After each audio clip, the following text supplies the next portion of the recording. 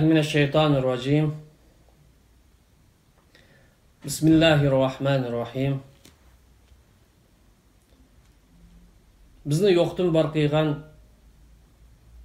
iymon va hidoyat ato qilgan Janob Allohga ham sana bo'lsin.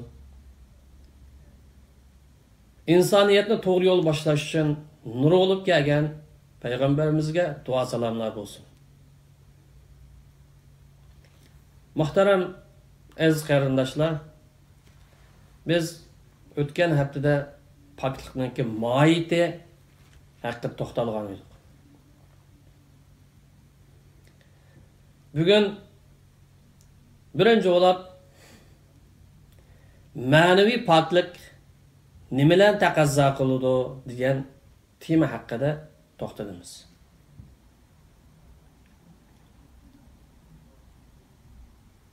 İnsanın sirtqi ko'rinishini pokizlashi muhim bo'lgandek, albatta insonning ichki dunyosini ya qalbini poklashimi uningdan muhimdir va ahamiyatlidir. Chunki insonning sirtqi ko'rinishi go'zal bo'lgan bilan, biroq uning qalbi kasal bo'lsa, ya qalbi illatli bo'lsa, ya qalbi poklanmagan bo'lsa, u insondan boshqalarga foyda manfaat kelmaydi. Chunki insonning to'g'ri ish harakat qilishi,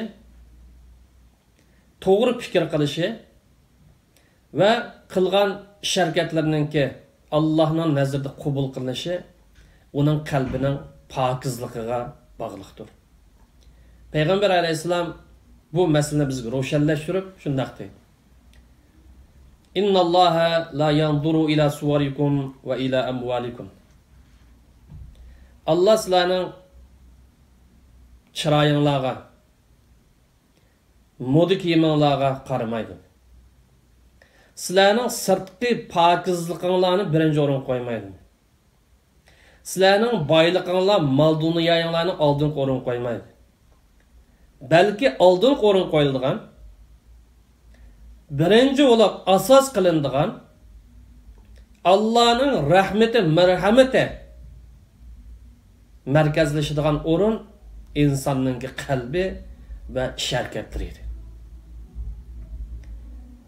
Demak, insonning qalbi pok bo'lsa, qalbi illat kasallardan tozalangan bo'lsa, hareketleri şeriatning ruhi ko'rsatmasi bo'yicha bo'lgan bo'lsa, bu Allohning marhamati, rahmati qo'yiladigan o'rindir. Men birinchi o'rin qo'yganimiz qalbning pokligi. Qalb poklangandan keyin ikkinchi bo'lib badanning pokligi uni kuchlantirdi. Uni taximni jonlantirdi. İkisi bir-biridan ayrilmaydi. Qalbi poklik bilan sirtqi poklik bir-birisidan ayrılmaydi. Lekin asos o'rinturligini qalbning pokligi va ish harakatlarining pok bo'lishi, pokiz bo'lishi, to'g'ri bo'lishidir. Hammamiz ma'lum bo'lgandek, badan va kiyim-kechakni suv bilan pokizligini bo'lgandek, qalbni suv bilan pokizligini bo'lmaydi. Yoki dağlıq, markalık kiyimlerini kiyiş bilenmi pakizligini bo'lmaydi. Qalbini pokizlaydigan ish nima? Qaysi ishlarni qilgan vaqtida insonning qalbi poklandi? Desangiz, deymizki, qalbni pokizlaydigan eng muhim omil birinchi bo'lib jonliq iymon. Jonliq aqida. Güçlük aqida, Allah bilan bo'lgan güzel, yaxshi aloqa. Sağlam ibadet. İslam aqidasidan shakllangan ideya, to'g'ri ideya va güzel axloq. Shuning bilan birlikda iymonning yoki aqidaning taqozosi bo'lgan, yoki mevasi bo'lgan, yoki talab bo'lgan harakat. Şahsi ve ictimai sahalardaki yaxshi ish harakatlardan iborat. Mana bu güzel hislatlar orqali qalbni pokligini bo'ldi. qalbni tozalashning ya paklashning ochqishimiz. Bunun bilan birlikte qalbimizdagi illatlardan qutulish, qalbimizdagi kasallardan qutulish lazım. Masalan, ibadetlerimizga shirk ibadetler. Aqidimiz zid bo'lgan falsafalar. İdeyimizga uygun kelmaydigan g'alati ideyalar. Bundan qutulishimiz lazım. Şunun bilan birlikte İslam ahlakı fakat yaraşmaydigan, Müslümanlıkka fakat uygun kelmaydigan adavet, hasadxo'rlik ve g'aybet o'xshash nachar illatlardan qutulish orqali qalbni pokizligini oladi.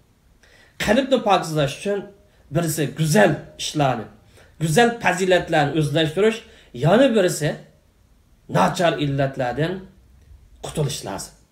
İki ishni bir vaqtida tang etmemiz lazım. Qalbning insonga nisbatan ıslah qilish va pokizlashga tegishli eng muhim a'zo ekanligida shak yo'q. İnsonga nisbatan ıslah qilish ya tuzitish dastlabda insonning ichki dunyosidan ya qalbidan boshlanadi. Çünkü Peygamberimiz qalbning muhimligini ve qalbning insonga nisbatan motorning rolini o'ynaydiganligini eskartib shunday deydi. Alan, diqqat qilinglar menga. Bütün zihninglar bilan anglanglar deydi. İnsanning badanida bir a'zo bor. İnsanning badanida bir a'zo bor. Mush a'zo poklansa, mush a'zo tuzalsa, insanның iş hareketleri, insanның fikirleri, insanның ahlakları, insanның sözleri ve faaliyetleri tuzulur. Doğru yol qadam qo'ydi. Eğer mush a'zo tuzulmasa, bu a'zo xato aqidalardan, xato ideya tasavvurlardan tuzalmasa, xato illatlardan tuzalmasa, insan hayat tuzulmaydi. Bu a'zo insonning qalbidan iborat. Şu qalbni poklashga alohida ahamiyat beriladi. Bu hadisning ro'yiga asosan musulmon qalbini poklay olsa, qilgan har bir ish harakatlarda Allohning roziligini ko'zlaydigan bo'ladi. Şu qalbini poklagan musulmon bir yaxshi ish harakat qilsa, Allah'ın razılıqını izlab u yaxshini qilganlik uchun bir odamlarning maqtishini yoki bir kishilarning taqdirlashini yoki bir jamiyat, tashkilot yoki hukumat, davlatninki mukofotlashini kutmaydi yoki moddiy manfaat ko'zlamaydi. Chunki Allohning roziligiga erishish insondan samimiyat, ixlos taqozo qiladigan eng muhim emgakdir. Qalbini poklagan musulmon bir insonni yaxshi ko'rsa, Allohning rozilik uchun ko'rdi. Allohning rozilik uchun yaxshi ko'r. Uning mol-mulki bormi yo'qmi qarab o'tmaydi. Uning chiroyi go'zalmi, shartmi uning qaramay. Uning ijtimoiy o'rni qarab o'tmaydi. Belki o adamның yaxshi bir adam ekanligi asosan, salih bir band bo'lganligi asosan, islom musulmonlarga va millatiga, xalqiga, vataniga foyda qiladigan bir inson bo'lganligi uchun yaxshi ko'rdi. Agar bir insonni yomon ko'rsa, faqat Allohning roziligi uchun yomon ko'rdi. Musulmonni qachon yomon ko'rdi? Qalbi bak musulmon, qalbi pok musulmon yana bir musulmonni yomon ko'rgan bo'lsa, nima uchun yomon ko'rdi? Ya o millet hainlik qilganlik uchun yomon ko'rdi. Ya diniga satqunlik qilganlik uchun yomon ko'rdi. Yoki musulmonlar ziyonkashlik qilgan bir iflos bo'lganlik uchun yomon ko'rdi. Yoki musulmonlarning birligini parchalaydigan g'olchi bo'lganlik uchun yomon ko'rdi. Mana bu yaxshi ko'rish, yomon ko'rish faqatla Allohning roziligi uchun. Moddiy manfaat uchun emas. Foyda manfaat ya pul berimdiki uchun emas. Ya yüz obro'y uchun emas. balki iymonning taqozosi uchun, qalbning pokligining ifodasi uchun bo'ladi. Chunki payg'ambar alayhisalom bir hadis sharif shunday dedi. İnne min ibadillahi aqwaman ya unasan ma hum bi anbiya ve la bi şuhada. Allah'ın bendilerine şunday bir insanlar var. Bular peygamber emas. Yoki şehitler emas. Lekin peygamberler ve şehitler ularninki o'rnining Allohning nazardagi darajasining yuqorligidan ashularning o'rniga erishsak deb arzu qilib ketadi deydi. Shunda issiz sifatli insonlar. Degan vaqt sahobalar so'r. Bu qanday odamlar deb basli bila olayli. Bizmi shu sifatni o'zimizni o'zlashtiraylik deb baslar. Payg'ambarimiz dedi. Ular Allah'ın rızalıq üçün bir-birini yaxşı görüşüdü. Allah'ın razılığında bir-biri bilan yaxşı ötüşüdü, yaxşı görüşüdü.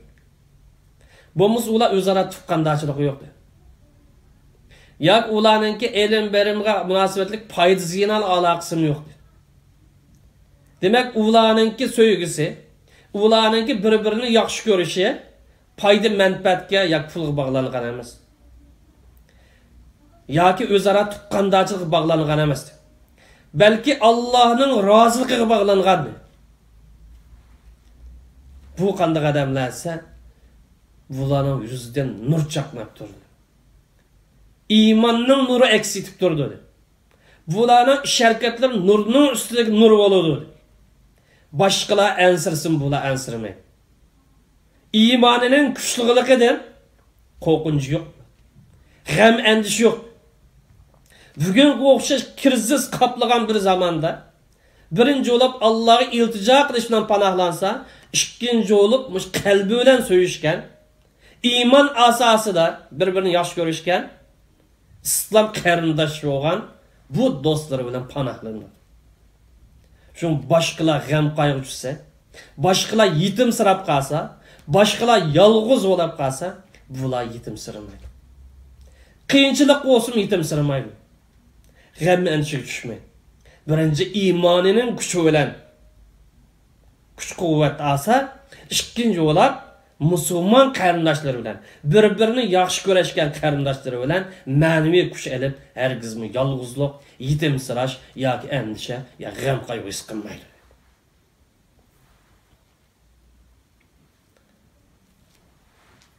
Demak, qalbini pok tutgan musulmon her zaman musulmon qarindoshlar uchun qalbini poklab turadi.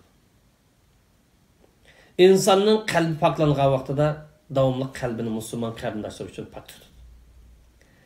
Qalbini pok tutgan musulmon birar musulmon qarindoshiga birar ne'mat kelsa, birar yaxshilik kelsa, birar osonchilik kelsa, birar tijoratida unum qozongan bo'lsa, yoki birar Türkiye'ye o'xshash bir yerda birar kimlikka erishgan bo'lsa, yoki ishlar o'ng'ay moslashib, davomlashib ketgan bo'lsa, ya qisqa vaqt ichida Alloh taolo uni ko'plab mol dunyo bergan bo'lsa, xush bo'ladi. Xuddi u ne'mat o'ziga kelganda, xuddi u yaxshilik o'zi erishganda xursandlik tuyg'usi bo'ladi. Garchi u foydani o'zi olmay musulmon qanishi olgan bo'lsa-mu, uning qalbi xursand bo'ladi. Xushal bo'ladi. Ne'mat ichidagidek tuyg'uda bo'ladi. Nemishqa bu qalbning taqozosi. Qalbni poklashning ifodasi. Chunki bir musulmonning, ya'ni bir musulmon uchun yaxshilikni yaxshi ko'rishi, bir musulmonga foyda manfaat kelsa, uningga xursand bo'lishi bu iymonning taqozosi. Masalan, bir qarindishimiz uyalib oldi. Turkiya zaminida, misol, ya Yevropada. Bunun xushal bo'lgan ish. Bir qarindishimizdan kimlik chiqib, ishlari osonlashgan bo'lsa, bu xursand bo'lgan ish. Uning chiqibdi, mening chiqmabdi deyish. Ya u uy oldi, men ololmadim deyish. Ya u xizmatga o'rinlashdi, men o'rinlashaolmadim deyish. Bu qalbimizga illatning bog'liqligini ifodasi. Qalbimizda hasad, adovat yoki shuning o'xshab bir xil kasallikning mavjud ekanligini ifodasi. Bu tozalash tegishli. Qalbimizni biz mushakalgan vaqtida neçə qatim tazlaşqa, paklashqa muhtaç. İmanımızda qaytadan canlandırışqa muhtaç. Çünkü Peygamber aleyhisselam la yu'minu ahadukum hatta yuhibba li akhi ma yuhibbu li nafsi. Sizlerden birinler kim bolanlar? Bay olanlar, alim bolanlar, profesör olanlar, deyxan bolanlar, kim bolanlar? Bir Müslüman qarindişiga özüge yaxşı görgen nas yaxşı görenmese ta o iman seviyesiga erişken bulmaydı. O mümin derecesiga yetken bulmaydı. Biz özümüz nemini yaxşı görmemiz mümkünlik. Pulimiz joyida bo'lib, turmushimiz tuzalmasa, buni yaxshi ko'ramiz. Undan bir odam tijorat qilib, ishlab pul topgan bo'lsa, o'sha bo'lishimiz lozim. İqomatimiz chiqib, ya kimligimiz chiqqan bo'lsa yaxshi ko'ramiz. Undan bir odamga Alloh taolo bir osonlikni bergan bo'lsa, shuni o'zim chiqibdi deb xursand bo'lishimiz lozim. Bir odam maktab bitkizib, diplom olib, xizmatga o'rinlashgan bo'lsa, shuni o'zim ish bitibdi deb xursand bo'lishimiz lozim. Bu imanning taqozosi. Agar biz qarindishimizga özümüz arzu qilgan şu narsani qarindishimiz arzu qilolmasak, bizda iman degan saviyaga yetmaganligimiz, imonimizningki jonliq bo'lmaganligi, balki ojiz ekanligini, balki qalbimizda illat kasalning borligining namoyandasining borligini hadis sharif bizga aniq ko'rsatib turibdi. Muhtaram qarindoshlar, qalbi pok musulmon hech bir musulmon qarindoshini to'ban ko'rmaydi. Çünkü Peygamber aleyhisselam bir Müslümanın ki yani bir Müslümanın töben görüşe günah cihati yetip aşıdır. Kemterlik İslam'ın ki ahlak. Müslümanlıkның tacısı. Şunu bir Müslüman insan yani bir Müslüman insanı herkes mutekebbirlik kılanmıyor. Ya ilmi ölen çoğunçılık kılanmıyor. Ya pul mal mülkü ölen çoğunçılık kılanmıyordu. Ya birer teşkilat yoki biri hukumatga a'zo bo'lganligi bilan yoki hukumat o'rnidagi mansibi bilan cho'ngchilik qilolmaydi. Chunki payg'ambarimiz qalbida qilchilik kibrisi va odam jannat kirolmaydi. Bu odamning hisob beradigan ishi bor. Bu odam hisob so'rab, hisob kitob tortiladi. Qalbida kibrlikdan iborat bir kasalni poklamaganlik uchun buni tortadigan ko'rdigani bor.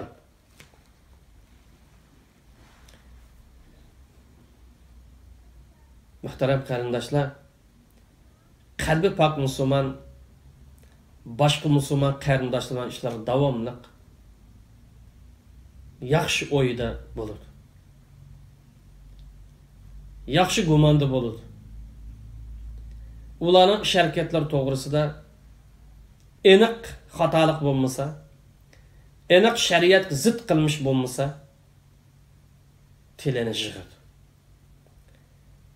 Herkesin bir Müslümanın kılıvatkan iş hareketleri hata olmasa, o doğrusu yaman gumandı olmaydı. Belki men bilmeydiğen, belki men ufkumgan başka bir sebepler vardı da yaxşı nazarlan qaraydı. Gumanxorlikdan saqlandı. Şunu Kur'an-ı Kerim bizga bu vaqt ta'limot berib, ya eyyuhallazina amanu ijtanibu kaseeran minadh-dhann. Ey mu'minlar, köplegen gumandan saklananlar. Köplegen gumanxorlikdan saklananlar. Bir-biringlarning gap so'zlari yoki bir-biringlarning ish harakati qarta yomon guman qilishdan, ishli xato tarbiyaga olib berish saklananlar. Nemish qilsa, ba'zi guman to'g'ri bo'lgan bilan ba'zi guman gunohdir. Ba'zi guman jinoyatdir. Masalan, birisi ishbiyonlik qilib, u vaqtda guman qilamiz. Birisi satqullik qilyotdi, u vaqt gumon qilamiz. Birisi bir musulmonni qo'yg'ila aldashqa, ya qo'yuvchishga, ya harom ishqa, ya gunoh ishqa ittirayotgan bo'lsa, boshda uni yomon gumon qilamiz. Ammo undan boshqa bir musulmonning qilayotgan ishi normal bo'layotgan bo'lsa, ya to'g'ri yo'l ketayotgan bo'lsa, bir ish darhol uning bir ishni olmasa, darhollam yomon gumon qilish, darhollam bir gap tepish, bu musulmondachilikqa qat'iy uygun emas. Tilimizni yig'ib olaylik. Kaseeran minadh-dhann. Ko'plagan gumondan saqlanaylik. Gumonxo'rlikdan o'zimizni kontrol qilaylik. Ishbiyon jasuslar bu boshqa. Satqullar o başka. Zalim, mustabid diktatorlar başka. Ama bir normal bir Müslüman kardeşimiz bir yaxşılık kılıvatkan bolsa, eni hata olmasa, biz bilmeydiğen bir yere badu dep duraylı. Biz bağaçı olup ketmeyli. Yana kalbi pak Müslüman qarindoshlarga her vaqt salom berishga aldiraydi. Men o'z vaqt uni qabulshab qolgan, uni deyishib qolgan yoki orliqimiz qog'oz ko'ydirishgan degandek bunda tutami yo'q. Ya shariatning mezoni tushmaydigan bu narsani deb o'tmaydi. Chunki salom berish musulmonni jannatga boshlaydigan sabablarning bir sababidir. Payg'ambar alayhissalom bu to'g'risida la tadkhulul jannata hatta tu'minu. Sizlar mu'min bo'lmaguncha jannat kirolmaysizlar. Mu'min bo'lmay turib jannat yo'q. İman dersi yetmey turib jannat yo'q. Va la tu'minu hatta tuhibbu. Bu iman dersi yetiş için özara Müslümanlar yaxşı görüş gerek. Bu yerda İslami qarindoshlik şekilleniş gerek. İman qarindoshlik şekilleniş gerek. Bir-birimizni yaxshi ko'rmay turib, bir-birimizni qo'llamay turib jannat kiraman deb o'ylama. Yoki men iymonning saviyasida ketyapman, yoki men muttaqi musulmon qator ketyapman deb gumon qilmanglar. Demak, jannat kirish uchun iymon lozim. İmanni isbotlash uchun bir musulmon yana bir musulmonni yaxshi ko'rish lozim. Bu yerda birlik lozim. Qarindoshlik lozim, sevgi muhabbet lozim, bir-biriga ilgi chiqish lozim. Bu bir musulmon yana bir musulmonni yaxshi ko'radigan, yaxshi ko'rishga ilib boradigan ishlarning birisi salomni oshkor qilishdir. Uning salom berib turishdir deb payg'ambarimiz va salomning alohida rolini baliqini eskartib o'tgan. Yana muhtaram qarindoshlar, bir musulmon qalbini paklaganchada uning tili paklandi. Tili paklangan musulmon yaxshi gap so'zlardan boshqasini qilmaydi. Tili paklangan musulmon har qanday bir gap so'zni qilishdan ilgari men demoqchi bo'lgan so'z shariatning ko'rsatmasiga asosan to'g'ri chiqamdi yo xato chiqamdi deb taroziga solib o'lchab gap qiladi. Gapni degan bor deb da'vamaydi. Gap qilg'im kep ketdi deb qilavermaydi. Yozg'im kep ketdi deb yozavermaydi.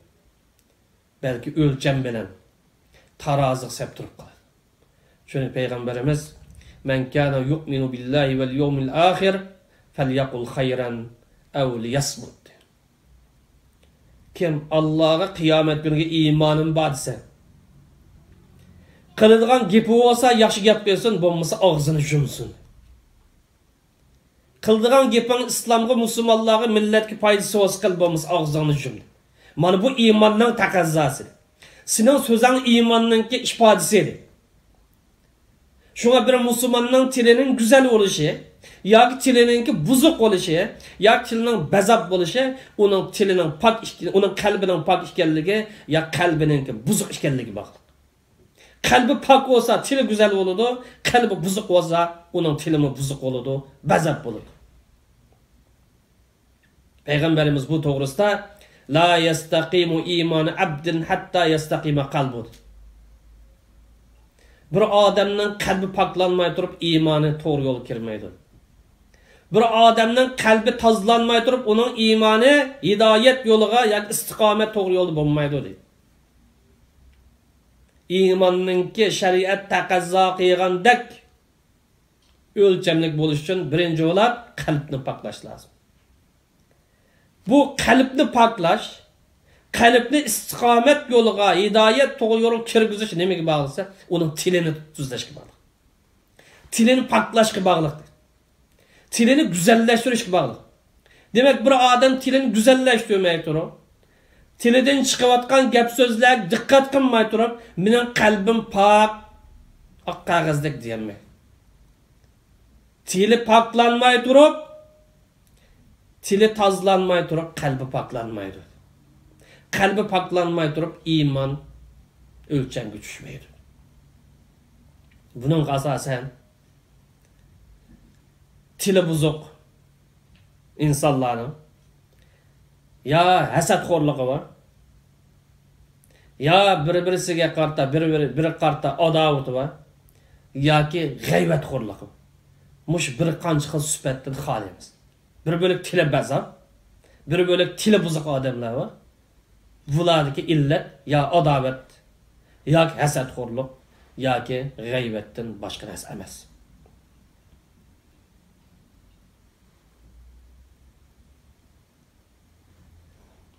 Yani bu kalbini paklash deymizda oxirida bir eskartadiganimiz musulmonlarning o'zaro bir-birisi bilan bo'lgan munosabatlarni yaxshilashimi bu qalbni paklashninki muhim omillardan birisi. O'zaro aloqani yaxshilamay turib qalbni paklab bo'lgan bo'lmaydi. Chunki Alloh taolo Qur'oni Karimda fattaqulloha va aslihu zata baynikum.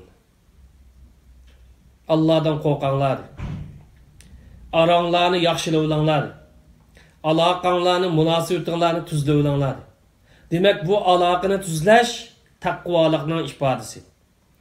İmanның görsetmesi boyunca manğallıqның ifadesi. Allah'a samimi itiqad qilganlıqның ifadesi. Çünkü Allah kalbini adavet ve hasaddan, hasad ve g'aybatxo'rlikdan pak tutgan musulmonlarni madilab mundaq degan. Robbana ighfir lana va li ikhwanina allazina sabaquna bil iman va la taj'al fi qulubina ghillan lil ladzina amanu.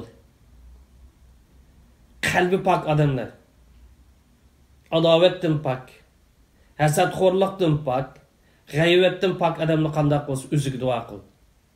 Özüge ve özden ilgiri ötken musulmonlarga dua qilib. Enin kendin bu davamlıq duası neme deyilse, Perverdigarım mümin qarindoshlarımga qalbimda adovat paydo qilmaslar dedi.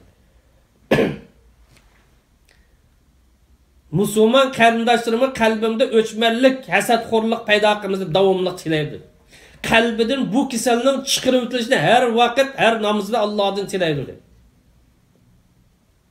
Mana bu Allah madiliga odamdir. Allah yaxshi ko'radigan odamdir.